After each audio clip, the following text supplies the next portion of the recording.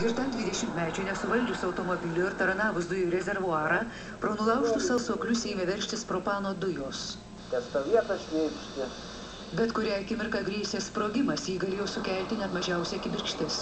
Todėl skubėti atjungti elektrą, gatvėje sustabdyti judėjimą, evakuoti degalinės darbuotojus. Netoliese gyvenantys daugiabučiuose įspėti užsidaryti langus.